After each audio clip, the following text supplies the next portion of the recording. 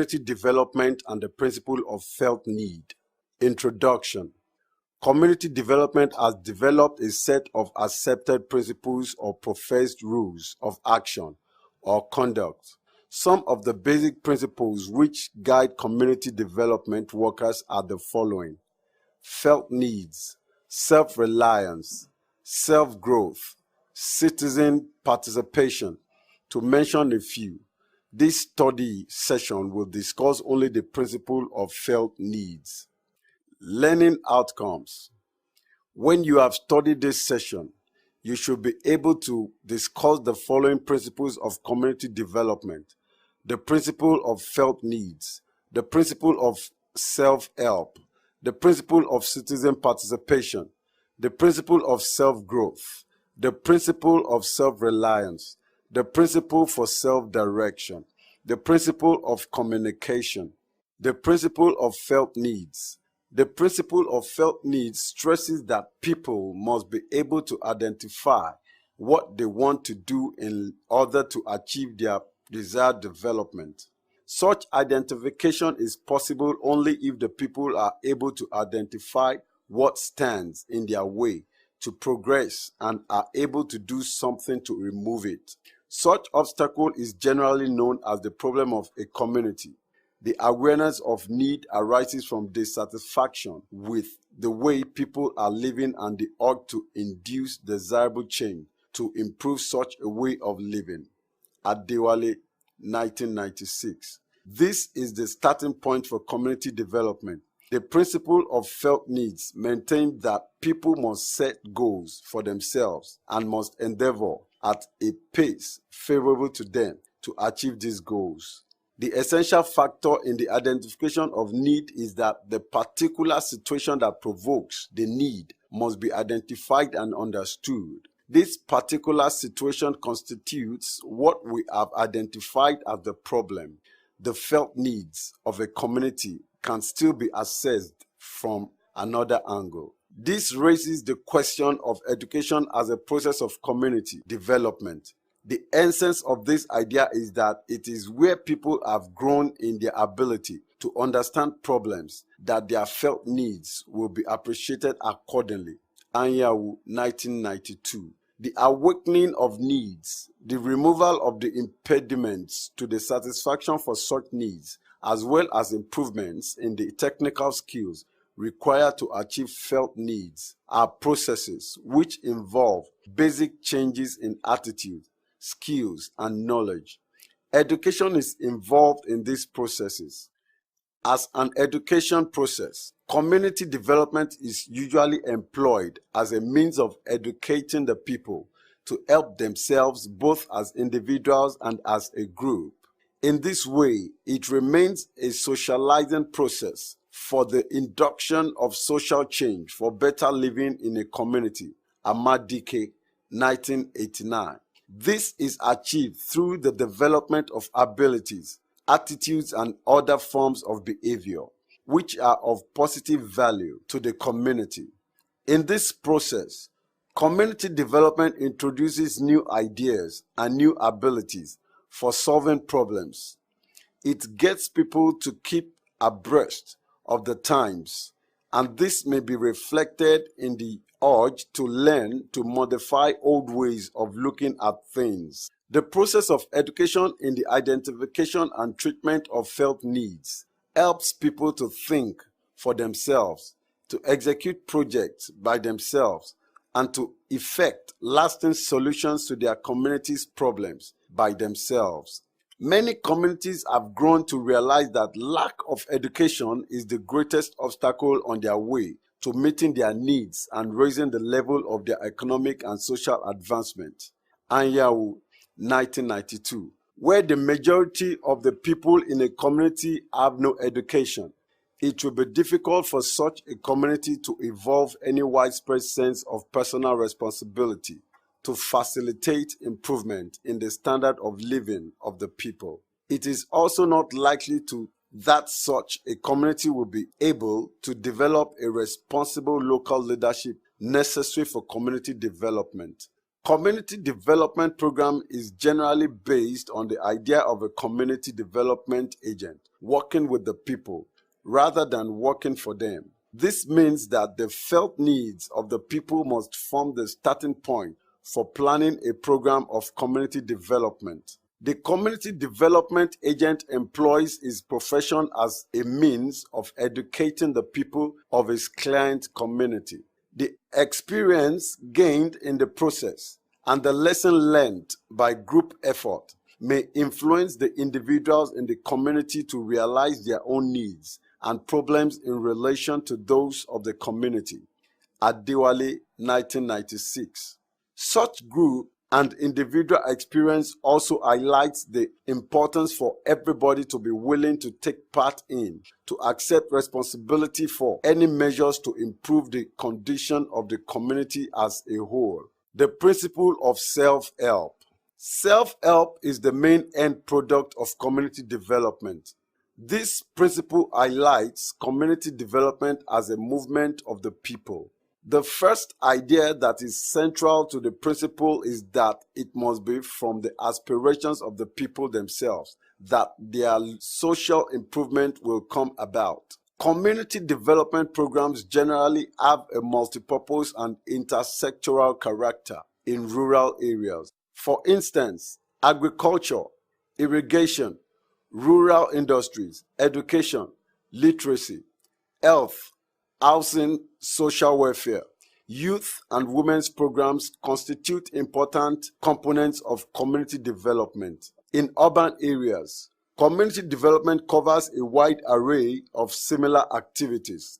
Adewale, 1996. Self-help enables the local people to exploit to their advantage the resources which would otherwise lie dormant, and thereby perpetuate the ignorance and poverty of their community. By making use of underutilized labor through self-help, community development can increase the competence and confidence of a community in the handling of its affairs. Anyanwu, 1992. The habit of self-help is, in fact, a prerequisite for survival in the modern world. Community development adopts the principle of self-help to secure the active participation and cooperation of the people in programs designed to raise their standard of living and to promote their development. Amadike, 1989. The root idea of self-help is that it helps people to make up for lost time by enabling them to get together and plan to bring their community to the path of progress. Hence, through organized self-help, the people can define their problems, solve them, and actually work themselves out of such problems. The principle of self-help is especially appropriate to the concept of community development, which stresses the importance for people to enhance their sense of responsibility and to look at outside assistance as supplementary but never replacing popular initiative or local effort. This principle is closely related to the concept of democratic values and processes. The principle of self-help is thus a basic democratic philosophy. The whole idea is based on the premise that when people are given the opportunity to work out their own problems, they will find solutions with a lasting effect. It incorporates into the community development process the means of assuring the ordinary citizen the opportunity to share in making important decisions about his living conditions. Anyanwu, 1992. The essential fact about community development is that it is people-centered. The primary change sought through the principle of self-help is a change in people. The achievement of this goal rests upon awakening of needs, the removal of resistance to the means required to satisfy such needs, and the improvement of the technical skills necessary to achieve felt needs. The principle of citizen participation. This principle is deeply inherent in the very concept of community development, which enjoins that whatever is done to improve the welfare of the people must endeavor to elicit enthusiasm and wholehearted participation of such a people.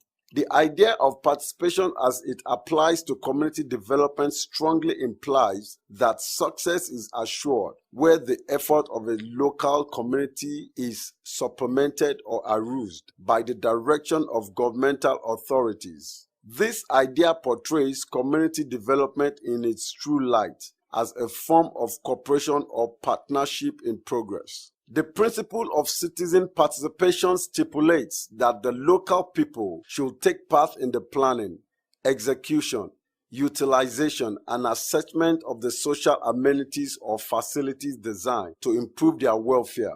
Adewale, 1996. It is such participation that gives the people the pride of ownership of the facilities completed in the process of community development.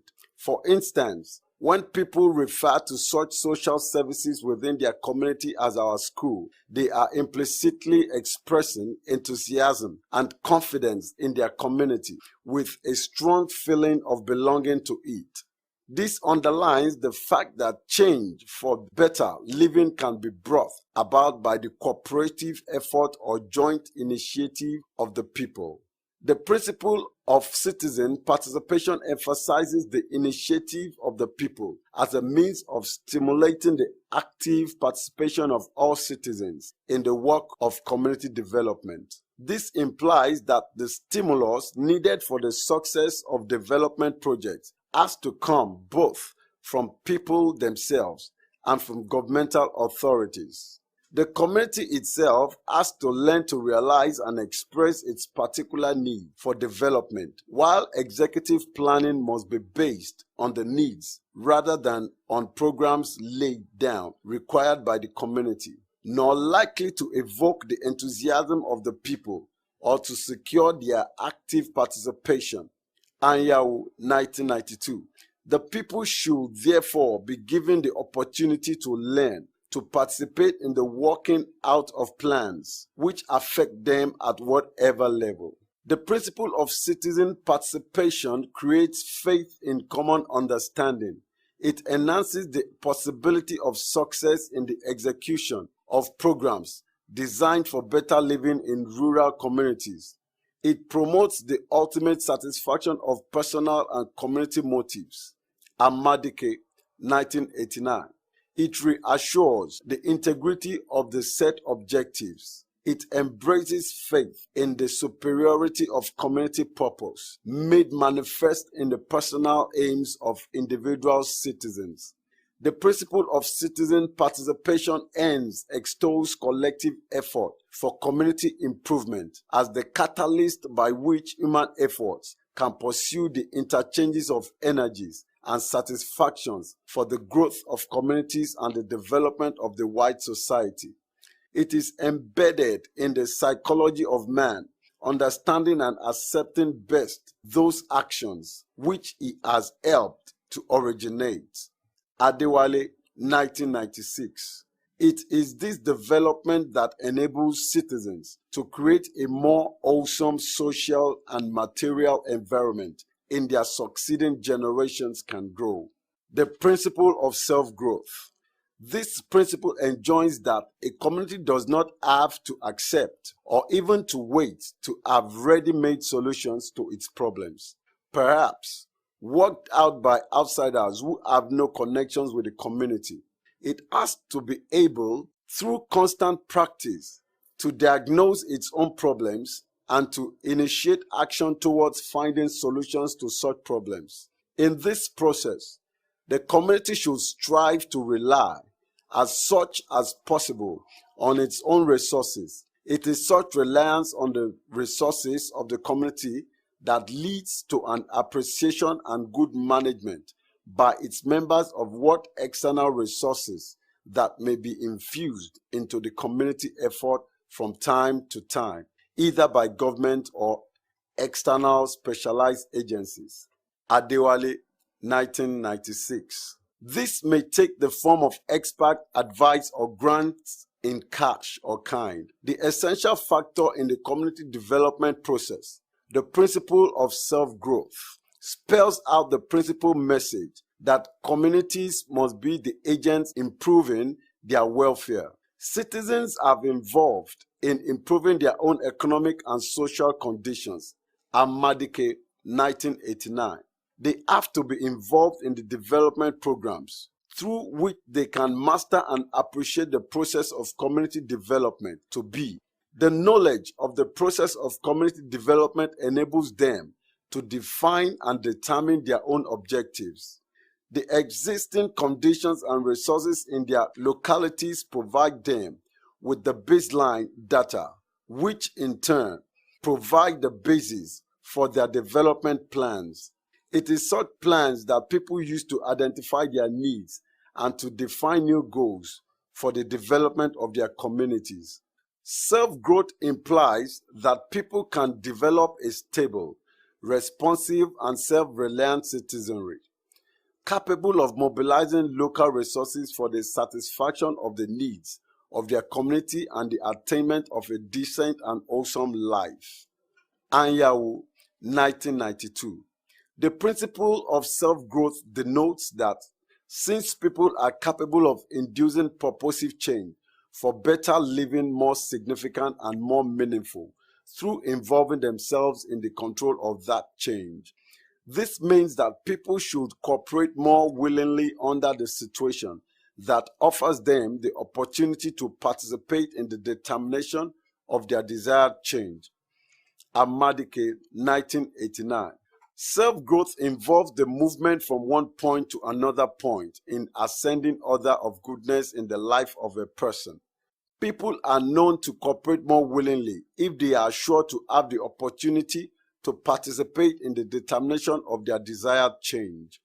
This explains why self-directed change always turns out to be more meaningful and remains more permanent for a community than any change imposed from outside or from superior, no matter how well-meaning. Anyanwu, 1992. Self-growth promotes changes in society and highlights the role of citizens in community development. Thus, the principle promotes changes as well as assist men and women to control both the change and the environment in which the change occurs. The principle of self-reliance. Self-reliance in community development may be interpreted in terms of the objectives of democratization and regeneration, both viewed in the context of lifelong education and training made available to all members of a community, regardless of their age or social circumstances. Thus, the regeneration of school education and the adaptation of initial training to the opportunities offered by continuing education are measures that must strengthen the activities concerned with the elaboration of community development programs. The structural implication is that community development must endeavor to facilitate the exercise of human rights as well as citizen participation in the administration of the affairs of the community. Adewale, 1996. Community development has significantly depended on voluntary cooperative effort. This follows a traditional trait that clearly underscores the virtue of self-reliance.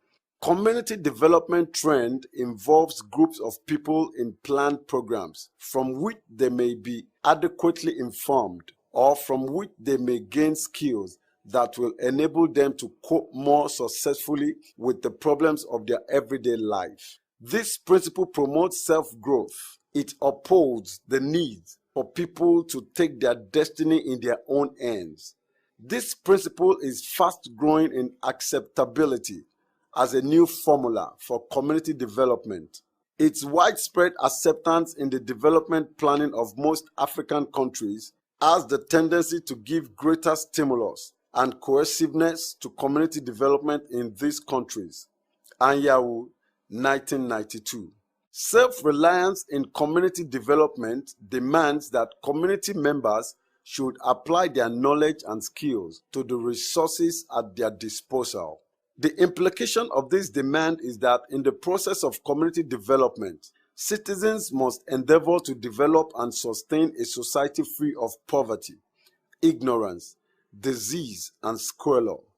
This means that the development of communities should accommodate the integration of the various aspects of community improvement, such as agriculture, health, nutrition, family life education, training and appropriate technologies. Amadike, 1989. It is only in this way can community development be seen as the outcome of a series of qualitative and quantitative changes occurring among the population of any given community. These changes are usually indicated in time by a rise in the standard of living, as well as in favorable changes in the way of life of the people concerned. The principle of self-direction. The principle of self-direction stresses that individuals and communities have the capacity to motivate themselves internally to carry out activities on their own initiative to achieve positive results for personal and community development. Adekambi, 1989, stresses that this principle can be effectively harnessed to enhance the community development process. This concept is progressive in nature and confirms the fact that self-direction cannot be a static process. The individual, for example, has the propensity towards the social rather than the individual demands on his living. This is because society exerts great influence on the individual, which makes it imperative for the individual to dance to the tunes of society in the process of his survival in that society. This may raise the issue of the possibility of some constraints in the self-direction in carrying out projects which are more community-based than individual-based. Individuals and communities are capable of self-direction for suppositive change, leading to individual and community improvement. Anyanwu, 1992. Self-direction can be constrained by the fact that societal norms can influence individual and community motivations and ideas. While this manifestation can take several forms, self-direction can still create demands for change in both individuals and communities for the achievement of desirable goals. The concept of self-direction has always featured in the theory and practice of community development. This is brought out by explanations on the importance of need identification and citizen participation in community development. Anyanwu, 1992.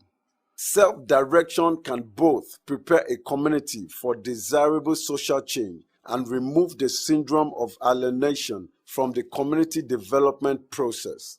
At the level of the individual, self-direction can be manifested in a person exhibiting some traits through verbal or non-verbal communication, or through activities with which he identifies himself actively or in which he is engaged in community development. Self-directed development workers should have the ability to select or design appropriate strategies or activities that may lead to success in the community development process. They should also evaluate community development activities and reassess needs for community improvement. Amadike, 1989. Self-direction at the group level must be seen as the result of collective self-direction of individual citizens.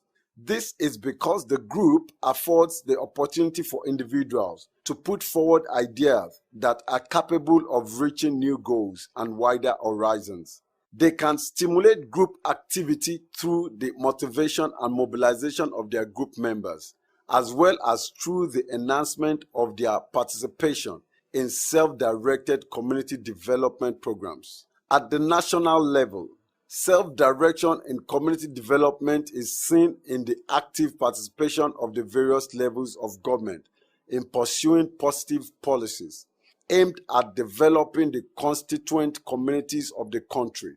Adewale, 1996. At the group level, self-direction may often be hampered by political interference, particularly where group interest tends to run counter to official policy. The principle of communication. Community development depends very heavily on communication. Group effectiveness is always improved where members have clear understanding of how they are expected to behave as members of their group. Communication involves the process by which information and understanding are transferred from one person to another. It is the basis for all human interaction and for all group functioning. Every group of human beings must take in and use information, as the very existence of every human community depends on communication, on exchanging information and transmitting meaning. Through communication, people can reach agreement on some division of labor in the process of conducting their group activity. Effects of the principle of communication. Effective communication enables people to exercise control over their environment. Brymer, 1988, describes it as an essential tool for the establishment and maintenance of good social and working relationships. Effective communication constitutes a dynamic process that involves constant change of ideas and interaction among people for the solution of problems. Effective communication takes place between two persons when the receiver interprets the sender's message in the same way the sender intended it.